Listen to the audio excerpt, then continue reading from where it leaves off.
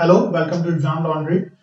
आज से हम लोग एक नई सीरीज मैथमेटिक्स की class 10th CBSE board students के लिए शुरू करने जा रहे हैं, जिसमें हम आज पहला चैप्टर पढ़ाएंगे और बाद में धीरे धीरे इसे इंटरमीडिएट लेवल तक मैथमेटिक्स भी स्टार्ट करने वाले हैं फ्रेंड्स।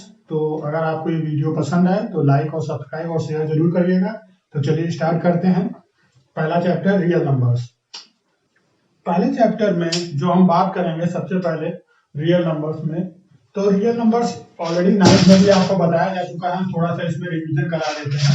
रियल नंबर जिन्हें हम कैपिटल आर से भी डिनोट करते हैं, इन्हें हम दो कैटेगरीज में डिफाइन कर सकते हैं। पहला रेशनल और दूसरा इरेशनल। तो रेशनल में हमने कैसे डिफाइन करते थे नंबर्स को, पी बाई क्यू के फॉर्म में हम उन्हें रिप्रेजेंट कर सकते हैं रेशनल नंबर्स को, और जहां पे क्यू जो है वो 0 के बराबर नहीं होना चाहिए, यानी कि जो डिनोमिनेटर है क्यू वो कभी भी 0 नहीं होता है रेशनल नंबर में।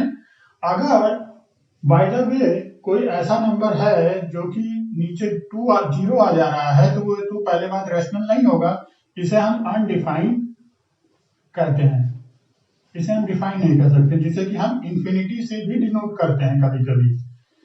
और रेशनल नंबर की दूसरी प्रॉपर्टी क्या थी, ये टर्मिनेट कर जाते हैं, यानी कि टर्मिनेटिंग होते हैं। जब हम इन्हें डिवाइड करते हैं तो इनका रिमाइंडर 0 आ जाता है, that means they are terminating. Third चीज इसमें क्या थी, दे आर रिपीटिंग। अगर रिमाइंडर बचता है कुछ और उसके बाद आगे हम डिवीजन स्टार्ट रखते हैं, कंटिन्यू करते हैं, तो वो बार बार रिपीट करने लगते हैं क्वेश्चन में वही नंबर, तो इसलिए इन्हें हम रिपीटिंग भी बोलते हैं और रिकरिंग भी बोलते हैं, क्योंकि वही नंबर बार बार आता है।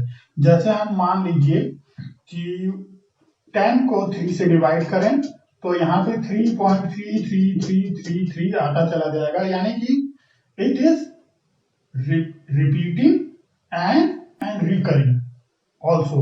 तो इसको लिखने का तरीका क्या है, 3.3 के ऊपर हमने बार लगा दिया, जो नंबर बार बार रिपीट कर रहा है उसी के ऊपर हमने बार लगा दिया। तो ये तो हमारे रेशनल नंबर्स होते थे। इरेशनल में क्या होता है, जिन्हें हम पी बाई क्यू के फॉर्म में नहीं लिख सकते हैं, जैसे कि इसमें सारे रूट वाले नंबर्स आ जाते हैं, ये कभी भी खत्म नहीं होते हैं, टर्मिनेट नहीं करते हैं और रिपीटिंग भी नहीं होते हैं। और इसमें एक और एक्सेप्शन है पाई, जिसकी वैल्यू 22/7 है। ये देखा जाए देखने में तो रेशनल लगता है, पर जब हम इसको डिवाइड करते हैं तो ये इरेशनल फॉर्म में आता है। ये 3.14 के बाद कभी भी रिपीट नहीं करता है, ना रीअकर करता है, कोई भी ऐसा इसका पैटर्न हम नहीं देखते हैं, इसलिए इसको भी हमने इसी कैटेगरी में रखा हुआ है। दूसरा, ये नॉन टर्मिनेटिंग होते हैं, जैसा कि पाई के केस में है non terminating and non repeating, ये रिपीट भी नहीं करते हैं। तो ये रेशनल नंबर्स की बात थी। तो रेशनल नंबर्स में वो सारे ही नंबर्स आ जाते हैं, और रेशनल नंबर्स की सबसे बड़ी खासियत ये थी कि they can be represented on a number line, इन्हें हम नंबर लाइन पे भी रिप्रेजेंट कर सकते हैं। रियल नंबर्स में सारे ही नंबर आते हैं और इन्हें हम नंबर लाइन पे भी रिप्रेजेंट कर सकते हैं। इसमें सारे ही numbers means natural, odd, even, integers, whole number, rational and irrational. और इसमें कुछ ऐसे भी रियल नंबर्स के अलावा भी इमेजिनरी नंबर्स होते हैं, जिन्हें आप हायर क्लासेस में पढ़ेंगे, खास करके 11th में। तो अभी तक आपके कोर्स में यही होगा, इसी को आगे बेस बना के यहाँ पे रियल नंबर्स में हम आगे चलेंगे। तो रियल नंबर में सबसे पहले चीज, एक इंपॉर्टेंट चीज आती है यूक्लिड्स की डिवीजन लेमा। तो यूक्लिड्स की डिवीजन लेमा को जानने से पहले हम जान लेते हैं कि व्हाट इज लेमा। तो lemma is a proven statement, ये ऑलरेडी एक प्रूवन स्टेटमेंट है, ना कि थ्योरम है। तो use for proving another statement, जैसे अगर आपसे कोई कहे कि 2 + 2 इज व्हाट, 2 + 2 इज 4, तो ये एक प्रूवन स्टेटमेंट है, 2 और 2 जुड़ के हमेशा 4 ही होंगे, ठीक। तो दिस इज अ स्टेटमेंट, और इसी की मदद से हम कुछ अगर अलग स्टेटमेंट प्रूफ करना चाहें तो प्रूफ करते हैं। यूक्लिड्स की डिवीजन लेमा भी यही करती है कि ऑलरेडी यूक्लिड्स ने ये देखा, ये डिवीजन को ही डिफाइन करती है, बस इसने डिवीजन को, जो हम क्लास 4 से डिवीजन सीखते आ रहे हैं, उसी को इसने थोड़ा और स्टेटमेंट फॉर्म में लिख दिया है और बताया है कि वो होता क्या है, और इसको अपना नाम दे दिया है। इन्होंने उस चीज को ऑब्जर्व की और डिफाइन किया और रिटन फॉर्म में लिख दिया इसीलिए इसको इन्होंने यूक्लिड्स की डिवीजन लेमा। इस लेमा में क्या होता है कि गिवन पॉजिटिव इंटीजर्स, अगर कोई गिवन पॉजिटिव इंटीजर्स हैं दो, मान लीजिए a एंड b, तो देयर एग्जिस्ट है unique integer q and r satisfying this condition. तो यूक्लिड्स की डिवीजन लेमा के इस अनुसार, according to Euclid's division lemma, अगर a और b दो नंबर्स हैं तो उन्हें हम इस फॉर्म में लिख सकते हैं जहां पे r इस कंडीशन को सेटिस्फाई करता है। तो आइए जान लेते हैं ये कह क्या रहा है स्टेटमेंट। तो मान लीजिए हम दो नंबर ले लेते हैं a और b, जहाँ पे a हमारा 7 है, b 3 है। तो क्योंकि ये डिवीजन की हम बात कर रहे हैं, डिवीजन की, तो अगर हम डिवाइड करें 7 को 3 से, तो हमारा जो 7 है वो हमारा b को, a को रिप्रेजेंट कर रहा है और 3 हमारा b को, तो ये 2 टाइम्स जाएगा। तो यहाँ पे हमारा क्या आ जाएगा, 1 रिमाइंडर आ जाएगा। तो ये हमारा क्या था, डिविडेंड था, ये हमारा डिवाइजर था, ये हमारा रिमाइंडर आया है और ये हमारा कोशिएंट आया है q। इसे हम r से भी दिखा सकते हैं। तो हम पहले की क्लासेस में क्या लिखते थे, जो डिविडेंड होता था वो divisor into quotient plus remainder, यही तो होता था। और यही हमारे यूक्लिड्स की थ्योरम भी कहती है, जो लीमा है सॉरी, वो भी यही कहती है। तो यहाँ पे डिविडेंड हमारा क्या था, 7 था, और 7 को हमने किससे दिखाया था, 7 है, डिवाइजर 3 है, कोशिएंट हमारा 2 आया है और रिमाइंडर हमारा 1 आया है। तो इसको इस फॉर्म में अगर दिखाएं तो b हमारा, ये हमारा b था, ये हमारा कोशिएंट था, ये हमारा रिमाइंडर था और ये हमारा ये था 7 था। तो यही इसी को यूक्लिड्स ने डिवीजन लेमा में एक्सप्लेन किया है, जो सिंपल और डिवीजन करते आ रहे हैं। तो इसमें जो r है वो r की वैल्यू को भी इसने आगे डिफाइन किया है। r की वैल्यू जो हमारा 1 आया है, r जो हमारा 1 आया है, ये हमेशा अपने डिविडेंड से कम होता है, a से, और 0 से हमेशा या तो ये रिमाइंडर कभी 0 आएगा या 0 से बड़ा आएगा, लेकिन जो रिमाइंडर आएगा वो हमेशा अपने इससे कम ही होगा। तो यहाँ पे ये हमारा 7 था, जैसा कि आपको दिख रहा था, ये हमारा रिमाइंडर 1 आया और 0, तो रिमाइंडर है जो 0 से हमेशा बड़ा होगा या इसके बराबर होगा। तो यही हमारी यूक्लिड्स की डिवीजन लेमा थी। यूक्लिड्स की डिवीजन लेमा को हम जनरली डिवीजन को एक्सप्लेन करने के लिए तो यूज करते हैं, साथ में हम एचसीएफ वगैरह फाइंड करने में भी इस्तेमाल करते हैं। तो आगे आपको वही बताया गया है कि how to find the HCF between two numbers using Euclid's division lemma. तो आइए चेक करते हैं उसे। तो जैसा कि मैंने बताया कि यूक्लिड्स की डिवीजन लेमा को हम एचसीएफ फाइंड करने में यूज करते हैं। तो मान लीजिए अगर कोई आपको दो नंबर्स दिए हैं, बिटवीन टू नंबर हमें एचसीएफ निकालना है, और दो नंबर दिए हैं सी और डी, और जहां पे कंडीशन दी है सी जो डी से बड़ा है, तो हम एचसीएफ फाइंड आउट करने के लिए क्या प्रोसेस करेंगे, सबसे पहले स्टेप 1 करेंगे उसको यूक्लिड्स डिवीजन लेमा में लिखने की। मतलब अभी हम आपको बताएंगे कैसे लिखना है। यूक्लिड्स की डिवीजन लेमा में अगर इस तरह लिखने पे हमारा रिमाइंडर 0 आ जा रहा है, तो डी जो होगा हमारा वो एचसीएफ आ जाएगा। डिवाइड करने पे अगर रिमाइंडर हमारा 0 आ जा रहा है, फर्स्ट स्टेप में यही करते हैं कि जो हम जो छोटा नंबर है उससे हम इसे डिवाइड करेंगे सी को, और डिवाइड करने पे अगर रिमाइंडर 0 आ जा रहा है तो वही हमारा डी इसका एचसीएफ हो जाएगा। अगर नहीं आता है तो हम डिवीजन का प्रोसेस आगे बढ़ाते जाएंगे। किस तरह बढ़ाएंगे वो हम आपको बताते हैं। सेम यूक्लिड्स की थ्योरम लगा के उसे अप्लाई करेंगे, आगे बढ़ाते जाएंगे, और तब तक अप्लाई करेंगे जब तक हमारा रिमाइंडर 0 ना आ जाए। जिस स्टेज पे वो 0 आ जाता है उसी के जस्ट ऊपर का उसका एचसीएफ हो जाता है। लेटेस्ट चेकर, तो इसे चेक करते हैं और फाइंड आउट करते हैं कि हमें प्रैक्टिकली इसे कैसे इस्तेमाल करना है। तो जैसा कि हमने बताया कि मान लीजिए हम दो नंबर ले रहे हैं 130 और 420। तो इसमें हम सबसे पहले क्या स्टेप 1 में करेंगे, स्टेप 1 में हम क्या करेंगे, डिवाइड करेंगे यूक्लिड्स डिवीजन लेमा के अकॉर्डिंग, यानी कि 420 को 130 से डिवाइड करेंगे। तो ये अगर हम 3 बार ले जाएं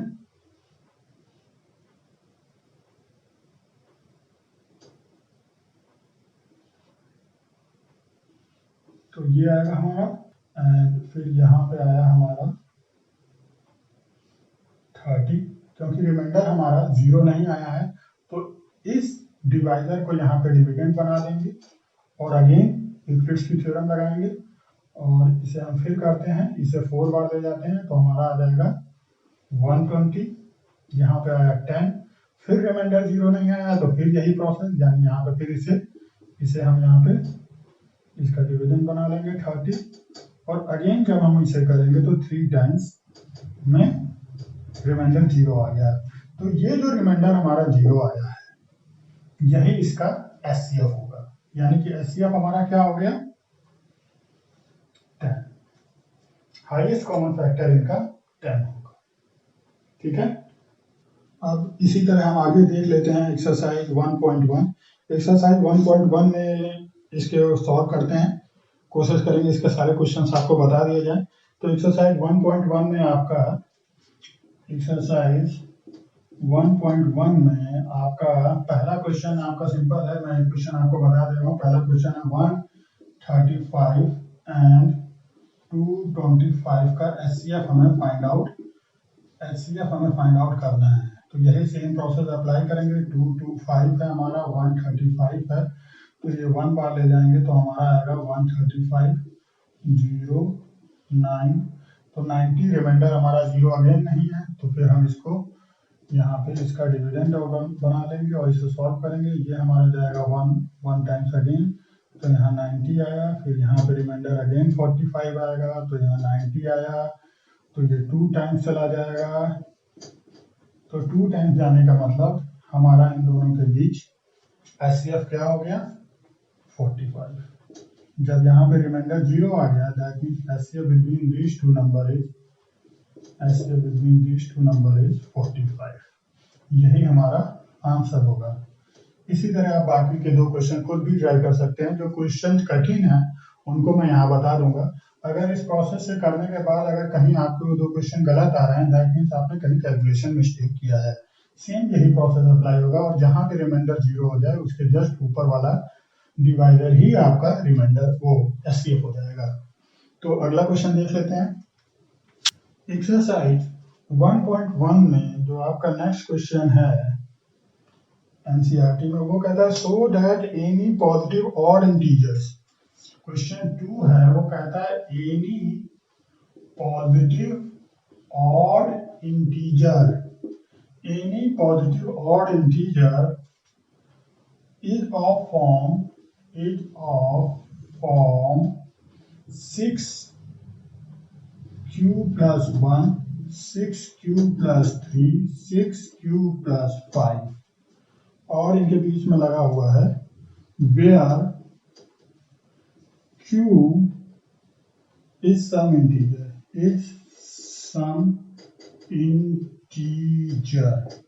हमें ये शो करना है इसमें, so that any positive odd integer, इसमें हमें इक्लिप्स की डिवीजन लेमा से हमें ये शो करना है कि कोई भी पॉजिटिव ऑड इंटीजर वो इस फॉर्म का होगा when q is some integer.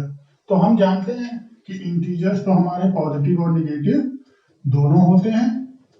Number line पे ये इधर पॉजिटिव होते हैं, इधर ये सब पॉजिटिव होते हैं, और इधर नंबर लाइन के लेफ्ट में सब निगेटिव होते हैं। तो हमें यहाँ पे क्या चूज करना है, ऑड इंटीजर्स। तो ऑड इंटीजर्स और वो भी पॉजिटिव, तो पॉजिटिव ऑड इंटीजर्स क्या होंगे, 1 होगा, 3 होगा, 5 होगा एंड सो ऑन। तो हमें इन नंबर्स पे ध्यान देना है। क्वेश्चन हमें यही कह रहा है कि any positive odd integer is of form this where q is some integer, जहां पे q एक कोई इंटीजर है। तो इक्लिप्स की डिवीजन लेमा में हम जैसा जानते थे, आपने देखा था कि ये चीज और ये चीज देखिए एक सेम फॉर्म को दिखा रही है। इक्लिप्स यहाँ पे ये इसका क्या हो सकता है, ये क्वोशिएंट हो सकता है, ये रिमाइंडर हो सकता है, और ये इसका मल्टीपल फॉर्म में है। तो 6 के मल्टीपल फॉर्म में है, यानी ये वाला जो नंबर जो q है वो 6 का पूरा मल्टीपल है। अगर हम 6 से इस q को डिवाइड करेंगे तो कोई हमें एक नंबर मिल जाएगा, और इसके बाद इसमें रिमाइंडर भी बच रहा है। तो हम मान लेते हैं कि let a be any positive integer, हमने a कोई पॉजिटिव इंटीजर ले लिया है। तो अगर हम इसे 6 से डिवाइड करें, अगर इसको हम 6 से डिवाइड करें तो उसमें कोई भी पॉजिटिव नंबर है, तो 6 से जब हम डिवाइड करेंगे तो उसमें कुछ हमें कोशेंट मिलेगा और कुछ हमें रिमाइंडर मिलेगा। when डिवाइडेड बाय 6, अगर यहाँ पे 6 है तो हम 6 से ही डिवाइड करेंगे, उसी का मल्टीपल लेंगे, तभी हम इस चीज को इस फॉर्म में लाने की कोशिश करेंगे। तो क्योंकि ये 6 का मल्टीपल था, तो जब हम इसे 6 से डिवाइड कर रहे हैं तो हमारा डिवाइजर क्या है, 6 है, और डिविडेंड क्या है, ये है। तो जब हम यूक्लिड्स की डिवीजन लेमा लगाएंगे तभी तो हमें वो इस फॉर्म में मिलेगा। मान लीजिए अगर हमने डिवीजन थ्योरम लगाई इसकी, तो a will be equal to, क्योंकि 6 डिवाइड कर रहा है तो यहाँ पे कुछ कोशिएंट आएगा और यहाँ पे कुछ रिमाइंडर आएगा, और जो a के बराबर होगा। इसको हम यूक्लिड्स डिवीजन लेमा की मदद से ही इस क्वेश्चन को सॉल्व करना है। तो इसलिए हमने इसे 6 से डिवाइड किया, जिससे हमें ये फॉर्म मिल सके। तो अब हम जानते हैं कि यहाँ पे कह रहा है जो Q होगा वो कोई भी इंटीजर होगा, और यूक्लिड्स की डिवीजन लेमा, दोनों चीज हमें याद रखनी है कि ये इंटीजर है, और यूक्लिड्स की जब लेमा लगाते हैं तो R जो होता है उसके साथ एक कंडीशन है कि R हमेशा 6 से कम होगा और 0 के बराबर होगा या 0 से बड़ा होगा। रिमाइंडर जो ये है, ये इस डिवाइजर से हमेशा छोटा होगा, ये जो आपको मैंने समझाया है। तो यहाँ पे कंडीशन क्या हो गई कि R क्या हो सकता है, 0 से बराबर, यानी 0 भी हो सकता है, 1 भी हो सकता है, 2 भी, 3 भी, 4 भी, 5 भी, लेकिन 6 नहीं होगा, क्योंकि यहाँ पे ये 6 से कम दिखाया गया है। Not it is less than 6, और यहाँ पे इट इज इक्वल टू और ग्रेटर देन 0। तो ये 0 तो हो सकता है बट लेस देन 6। तो R की इन्हीं वैल्यूज के लिए ये कंडीशन सेटिस्फाई है। तो अगर हम if R is equal to 0, अगर हम R यहाँ 0 रख दें तो A हमारा किस फॉर्म में होगा, 6Q के फॉर्म में।